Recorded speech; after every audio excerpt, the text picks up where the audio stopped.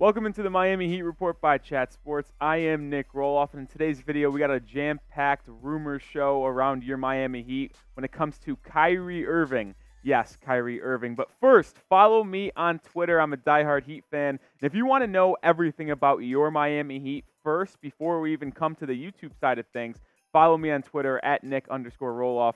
I tweet about the Heat on a daily basis, so give me a follow over there. But let's get into it, because it started with this tweet from NBA Central, but it originally derived from Shams Charania of Stadium, and he does a bunch of stuff for FanDuel TV. He basically went on a show during the day and said the Miami Heat did make a trade offer for Kyrie Irving at the trade deadline this past season, which I'll get into in a little bit, and Miami is expected to be in a star play or in the market for a star player this offseason. And to me, this is quite the surprise, considering a lot of people around the Miami Heat suggested that the Heat were not interested in the services of Kyrie Irving at the trade deadline. Obviously, we know back then there was a lot of question marks surrounding Irving. He made some interesting remarks off the court, and obviously the train wreck that was the Brooklyn Nets of him asking out, even though he was playing with Kevin Durant and had a solid squad around him. But the national reporters like Woj, like Shams, were all saying that the Heat were interested and were on the short list of teams Kyrie Irving would want to play with back at the trade deadline. But Heat local reporters all said the Heat haven't made an offer and they weren't really interested in acquiring Kyrie Irving at the trade deadline. Now, that would have made an interesting impact on this Miami Heat roster, which obviously revisionist history would have helped them in the NBA Finals. But I don't know if they would have even got there to the finals with Kyrie. It's this whole dilemma of would it have happened, would it not have happened, We'll get back more into this on Kyrie Irving in a bit. Will the Heat go back in on Kyrie Irving? That's coming up in a second. But first, I want to implore you guys to subscribe, because obviously you saw the Damian Lillard rumors in yesterday's video. And today we're talking about Kyrie Irving potentially coming to Miami. So the Heat rumors are in full swing. And if you don't want to miss a beat when it comes to your Miami Heat this offseason, we're about exactly a week away from the NBA draft, a week and 1 day to be exact. And then 2 weeks away from free agency. So strap in, subscribe, join the rocket ship. 25 subs to 1,400. I think we get there today's show, so hit that sub button. Now, this is what Shams exactly said on the Miami Heat on his little show. He said they're going to explore seeing what the star market is out there. Do they circle back on Kyrie Irving? And this is just Pat Riley at his absolute finest. We like to make jokes about Pat Riley being up there in age, and we don't know if he truly has got it in him to build a championship roster. Well, it's clear he does, because the Heat just made the NBA Finals, even though they came up short. And Pat Riley, this man right here, loves to go whale hunting, going all in for the stars. Struck out on KD last year in 2016. Struck out on Donovan Mitchell. We know what he did in 2013, bringing back Wade, getting LeBron and Bosh. But can he land a star this offseason in the form of Kyrie, Damian Lillard, maybe Bradley Beal? Who knows? So we'll see. But this man has a lot of work to do this offseason. And I want to ask you, we'll get into more about Kyrie Irving in a second, but should the Heat target Kyrie Irving in NBA free agency? He is an unrestricted free agent, and I'll get into a little bit how the Heat could sign him, and probably it would take a sign and trade rather than just a complete signing because of contracts. But should the Heat target Kyrie Irving? You might get a YouTube ad break, so if you do, scroll down in the comment section and answer this question. Type Y for yes, type N for no. And I think it's important to look back at who the Miami Heat's key free agents are this offseason.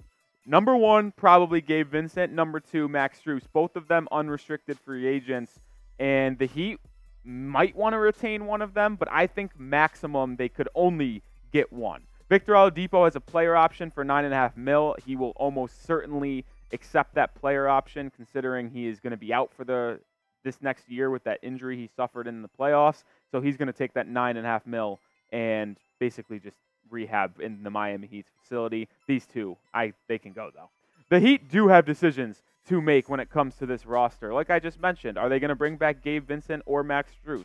Victor Oladipo is going to check in. This roster is obviously capable of competing for an NBA championship if Jimmy Butler and Bam are playing at a high level, but I think it was clear as well that the Heat need an extra punch on this roster in order to go over the hump and win the title. The Nuggets just outclassed them in the championship series. And could Kyrie Irving be that guy for the Miami Heat. You saw what he did in 2022 and 23. He played 40 games for Brooklyn before getting swung at the deadline to the Dallas Mavericks, where he basically put up these same numbers and nothing changed. This guy's offensive game translates into any offensive scheme because he is so good with the ball in his hands, playing off ball.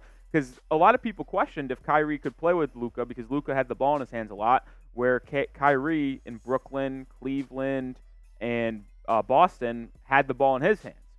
But you can see right here, the shooting actually went up from 3 from the field, and he averaged the same amount of points and actually a little bit more assists. So I think it is possible for Kyrie to play off ball, but he is better with the ball in his hands. Now, if you look what he's done over the past 4 seasons, Kyrie Irving is just a model of consistency when it comes to on-court production. Did you hear what I just said? On-court production. But the key here is he played 20 games in 2019, 54 in 2020, only 29 again in 2021, and then 60 this year. So he came back and played a decent amount of games this year, but that was about it. And the real question about Kyrie is not his generational talent, but it's his off-the-court concerns. And I mentioned this prior, but there is a lot of baggage when it comes to Kyrie Irving. And I don't really think it's just the off-the-court remarks he made that got him in trouble this past season. I think it's more of his mindset, and I think he loves the game of basketball, but sometimes he just doesn't. And he leaves good opportunities for him to win because he's disgruntled. It doesn't make any sense. But he's got a history of doing this. Let's look back at this here. The first time it was really shown, coming off a championship, not coming off, but the year after, he left LeBron in Cleveland. Like, who leaves LeBron James when you have a chance to win multiple titles back-to-back and compete every single year? But he left because he wanted to do his own thing. So what did he do? He went to Boston, and he paired up with a young Jaylen Brown and a young Jason Tatum, and that team could be the best team, and we could have seen a dynasty transcend and form over the past 3 to 4 years if Kyrie stuck around with Tatum and Brown. But he burned the Boston Celtics and left after 1 year. And then what did he do? He joined Kevin Durant and then asked out. After they got James Harden, then James Harden gets traded, and then Kyrie asked out. The Brooklyn Nets formed a super team, and then it all blew up on their face. Kyrie Irving was the main point in that kind of blowing up. So my real question is, yeah, the Heat have interest in Kyrie Irving, but would Kyrie be happy in Miami? I mentioned that the Heat were on his short list of teams he'd like to play for when getting traded from the Brooklyn Nets. There wasn't a long list, but the Heat were on there. But would he be able to sustain that happiness? Sure, it looks all glam and glitter on the outside, but to be a Miami Heat basketball player, you have to have toughness, you have to have gritness, and you have to play a certain style of basketball. LeBron, as he fit in and played for 4 years in Miami, ultimately left because I think it was reported, and I'm just speculating, that he didn't really like the in-and-out daily grind that it was to be a Miami Heat basketball player with their grueling practices and that mindset. So would Kyrie be able to sustain and have a lengthy career in Miami past 1 or 2 seasons? I don't know. Now, if you're looking at the ways the Miami Heat can upgrade this team at the guard position, these are the best free agents. You got D'Lo, who I'm staying far away from. Fred VanVleet, who had a player option, but he declined that, making him an unrestricted free agent yesterday. Kyrie Irving is an unrestricted, so is Dennis Schroeder, and then James Harden has a player option where he hasn't decided if he's opting in back to Philadelphia or going into free agency where he could potentially return back to Houston. But I'll ask you guys this. Be the GM for me. Who should the Miami Heat sign in this NBA free agency? They have a lot of cap manipulation, but Andy and Pat in that Heat front office have a lot of work to cut out for them. But if there's anyone who can do it, I know it's them too.